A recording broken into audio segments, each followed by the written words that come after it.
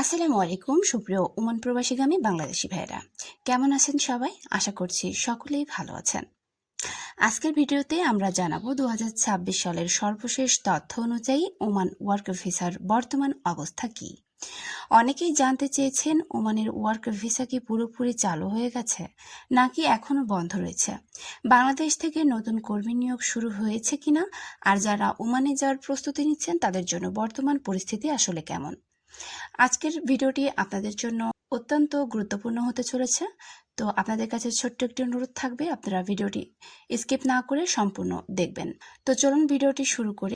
আপনি যদি আমাদের চ্যানেলে নতুন হয়ে থাকেন অবশ্যই চ্যানেলটি সাবস্ক্রাইব করে রাখবেন, কারণ আমাদের এই চ্যানেলে আমরা প্রতিনিয়ত ওমান বিষয়ে নিত্য নতুন তথ্য আপনাদের দিয়ে থাকি। তো চলুন বন্ধুরা ভিডিওটি শুরু করা যাক। সর্বশেষ সরকারি আলোচনার ভিত্তিতে যে তথ্য পাওয়া গেছে তাতে বলা হয়েছে ওমান সরকার বাংলাদেশ থেকে নতুন কর্মী নেওয়ার বিষয়টি ইতিবাচকভাবে বিবেচনা করছে।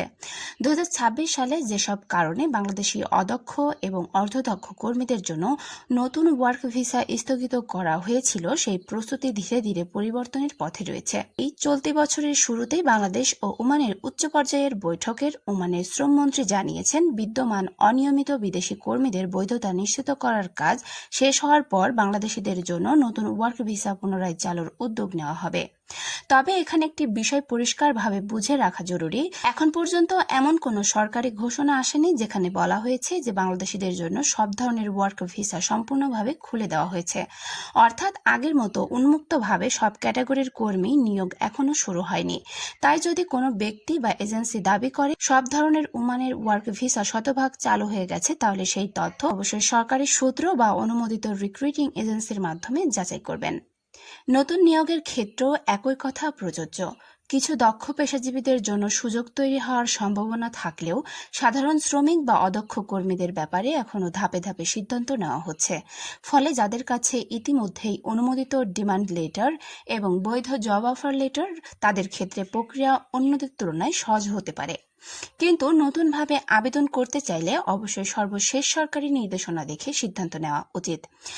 এদিকে ওমান সরকার দীর্ঘদিন ধরেই তাদের শ্রম শৃঙ্খলা ফিরিয়ে আনা এবং অবৈধ কর্মসংস্থান কমানোর উপর গুরুত্ব দিচ্ছে। এজন্য বিদেশি কর্মী নিয়োগের ক্ষেত্রে আগের তুলনায় যাচাই বাছাই আরও কঠোর হয়েছে। তাই চাকরির অফার, কোম্পানির নাম, ভিসার সত্যতা এবং নিয়োগপত্র ভালোভাবে যাচাই না করে কোনো অর্থ লেনদেন করবেন না। যারা বর্তমানে ওমানে যাওয়ার পরিকল্পনা করছেন তাদের জন্য সবচেয়ে গুরুত্বপূর্ণ পরামর্শ হলো ধৈর্য ধরে সরকারি আপডেট অনুসরণ করা। শুধুমাত্র বাংলাদেশ সরকারের প্রবাসী কল্যাণ ও বৈদেশিক কর্মসংস্থান মন্ত্রণালয়, বৈধ রিক্রুটিং এজেন্সি এবং ওমানের সংশ্লিষ্ট কৃতপক্ষের তথ্যের উপর নির্ভর করুন। সামাজিক যোগাযোগ মাধ্যমের গুজব বা দালালের কথায় বিশ্বাস করে বড় অঙ্কের টাকা পরিশোধ করলে আর্থিক ক্ষতির ঝুঁকি রয়েছে। সব মিলিয়ে বর্তমান পরিস্থিতি হলো ওমানের শ্রমবাজার বাংলাদেশি কর্মীদের জন্য আবার খুলে দেওয়ার বিষয়ে ইতিবাচক অগ্রগতি হয়েছে এবং দুই দেশের মধ্যে এই নিয়ে আলোচনা চলছে। তবে এখনো সব ধরনের ওয়ার্ক ভিসা সম্পূর্ণভাবে উন্মুক্ত হয়েছে এমন সরকারি ঘোষণা নেই।